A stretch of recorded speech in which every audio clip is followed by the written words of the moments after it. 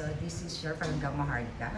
So pag-usapan natin itong Dramatization 101 dyan sa Congress na kung saan tinanggal na si Tambaluslos. Pero sabi nga natin, ito ay proxy leadership o speakership naman ginagawa ng Bangag administration dahil nga nakikita na nila nagalit ng taumbayan at ang press release at ang statement dyan ng aso ni Bangag na parang nag-sacrifice pa itong si Tambaluslos para sa taong bayan, mga ganyan-ganyang dramatization na parang utang na loob pa ng Pilipino dahil nag-sacrifice itong si Tambaluslos at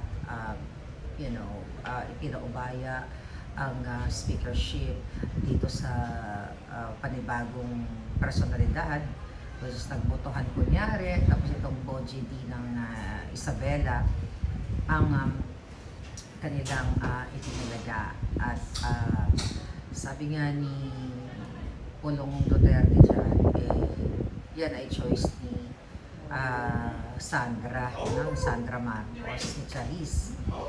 So, ang ating comment is the same thing diba? Prior to this botohan, tapos siya to, gawa-gawa talaga nila yan para maampat nga ang inyong galit.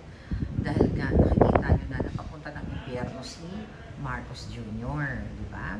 So ang punto di vista dito mga kababayan, nakakatuwa dahil even yung mga mainstream media, itong si Karen Davila, I'm so happy na nagsa-statement siya na talagang may nakita lang akong clips na sinasabi niya na yung itong pagnanakaw, pagkukurap ni Zaldico at ni Tambaluslos ay talagang hindi ka tanggap-tanggap sa mata o sa taong bayan, which is itong mga personalities na ito.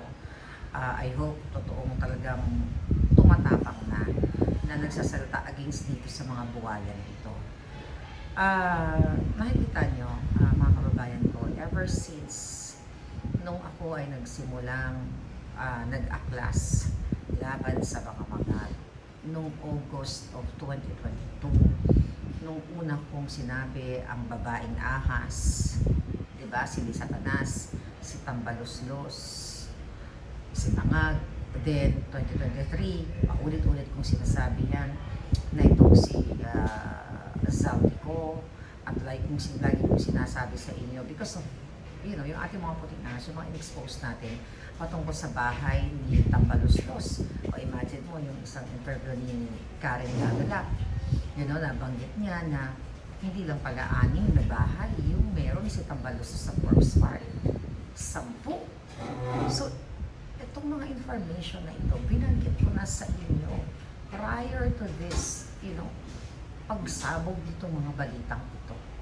Sabi ko nga sa inyo mga kababayan, 2022, 2023, 2024, ako ay non-stop na nagbibigay sa inyo ng mga expose, na mga katiwalian, magsimula sa PCSO. Sana isunod nyo na yan, itong si Mel Robles, yung 433 winners na wala pa rin, continuation ng investigation. Yung mga anomaly dyan sa PCSO. And now, itong si Zaldico. Kasi itong itong hayop na yan, si Zaldico at saka si Robles, ulit-ulitin ko, kinasuhan ako ng mga yan dahil sa in-expose ko noong 2023, 2024, kaya po ako nagkaroon ng kaso dahil sinasabi ng mga putang-inang ito ng mga kasabwat ni Satanas at ni Bangag na ang sinasabi ko tungkol sa pagnanakaw nila ay paninira lamang, defamatory. Kaya ngayon yung kaso ko ay defamatory na hinaharap ko dito sa Amerika. At si Zaldico, kinasuhan ako niyan sa Legazpi Albay ng mag-asawa, I think 4 cases, kung hindi ako nagkakamali, at may warrant of arrest pa.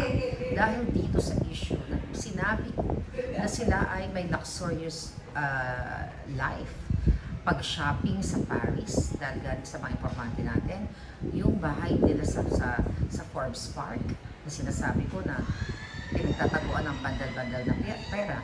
Then, doon sa kanilang declaration, inamin nila na may bahay talaga sila doon, nakabili sila recently lang sa Forbes Park. So, lahat ng mga in-expose ko na ngayon ay lumalabas at ngayon, alam nyo na, ako po ang naglakas ng loob na itinaya ang buhay ko para labanan itong mga ito. At now, even mga reporters, nagsasalta na ngayon. Recently, ito si Bernadette Sembrano, nag-burn the wish, na sabi niya, ang wish daw niya, sana mamatay na ang lahat ng mga korap.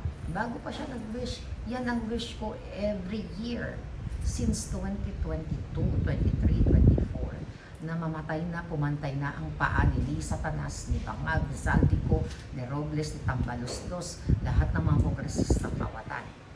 So yun, itong patungkol sa pagtanggal dito kay Tambaloslos, sabi ko nga, ano lang yan mga kababayan, proxy speakership.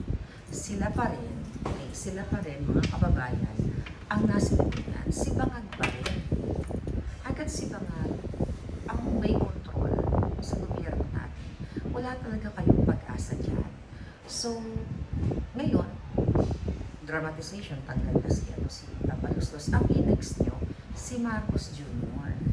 Si Bangag ang punot dulo ng kahirapan, ng pagnanakaw, at pagpapahirap, krimen, polvoronic ninyong mga anak, mga addictus, at kung ano-ano pang paglubog sa baha. Ito nga yung pinaka malupit na pinag-uusapan dito. Si Lisa Tanas lahat yan. Dahil kasabwat ni Lisa, ni Bangag, ang mga contractors. Kasabwat ni Sandro Marcos, ang mga contractors katulad ni Bahag. Kaya hindi ko pwede magpasalamat pa daw tayo, sabi ni nung Jay Kung Ho na yun, ang hinayupak na yun, na nakikinabang sa pondo ninyo, nakikinabang kay Romualdez at sa pera ng bayan, na nasabihin parang magpasalamat pa rin tayo dahil inisip ni Tambaloslos na protektahan yung imahe ng Congress.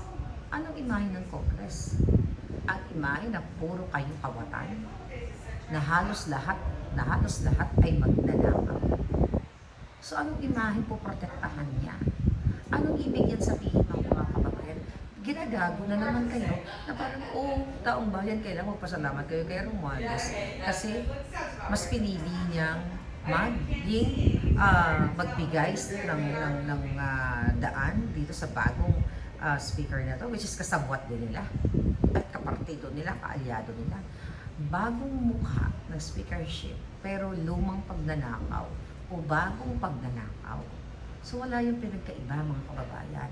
So pinakamaganda talaga para mawakasan natin itong problema natin sa taong bayan, ng taong bayan sa mga kawatan. Tanggalin nyo na totally si Bangag.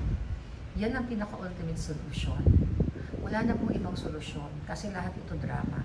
At bakit hindi dapat kasuhan itong hayop na Romualdez na ito? Kaya sabi ko, kung may parusang pitay, dapat pitay si Romualdez, si Tambaloslos. Lahat sila, si Lisa at si Marcos Jr. Yung papalabas nila, nag-recent resulta si Sandro Marcos na ilang ipabalikin ng Saldico at sagutin yung kanyang mga, may mga bago sa kanya na pagnanakaw. Drama lang nila lahat yan. Sabi ko, magkakasabot sila.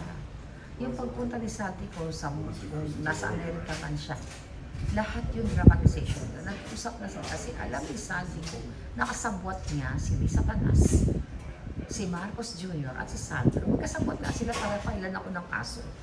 Dahil dun sa kaso na yun, pinuprotektahan si Saldico ang sarili niya, si Tambaloslos, at ang gobyerno ni Marcos. Lahat ng case, okay, na binato nila sa akin, lahat doon nakapangalan ang Marcos administration, nakasabwat nila. So hindi yan totoo na gusto silang panagutin ni Bangag. Dahil alam ni Bangag na magkakasabwat sila ni Saldico, ni Tambaloslos, si Robles, lahat yung mga putang inang yan.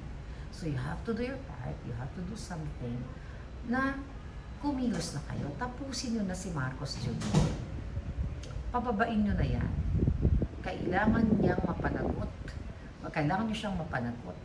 Sabi ko, kung may bitay, kung may laglag sa dagat na kaparusahan, ipakain sila lahat sa pating, dapat ipakain na sa pating yung mga jutang Chinese na yan. Kaya sana simulan nyo na, ang marami na ngayon ng mga lumalabas na mga grupo, lumabas kayo hindi para sa anumang partido, kundi para sa ating mga mamamayang Pilipino. Yan po dapat.